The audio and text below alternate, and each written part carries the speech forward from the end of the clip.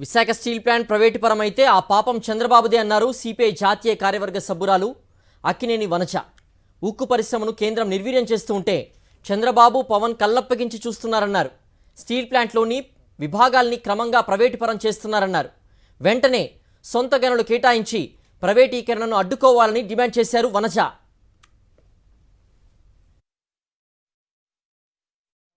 మందికి ప్రత్యక్షంగాను పరోక్షంగాను ఉపాధిని కల్పిస్తున్నటువంటి విశాఖ స్టీల్ ప్లాంట్ నిజంగా దాన్ని ఎంత నిర్వీర్యం చేయాలో అంత నిర్వీర్యం చేస్తా ఉన్నారు. అటు కేంద్ర ప్రభుత్వము రాష్ట్ర ప్రభుత్వము ఈ రెండూ కలిపి దాన్ని నిర్వీర్యం చేస్తా ఉన్నారు. ఆల్రెడీ దానికి ఫండ్స్ అలాట్మెంట్ లేవు, సొంత గనులు లేవు. ఇప్పటికీ 34 భాగాల్ని స్టీల్ ప్లాంట్లో ఉన్నటువంటి 34 ఇంక్లూడింగ్ ఫర్నేసులతో సహా ప్రైవేట్ వాళ్ళకి అప్పచెప్పేస్తా ఉన్నారు.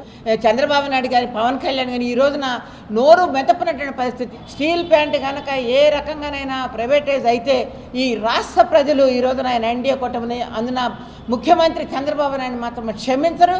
ఆ క్షమించరానటువంటి నేరస్తులుగా చరిత్రలో మిగిలిపోతారు చంద్రబాబు నాయుడు అనేది మేము ఖచ్చితంగా చెప్పదలుచుకున్నాం.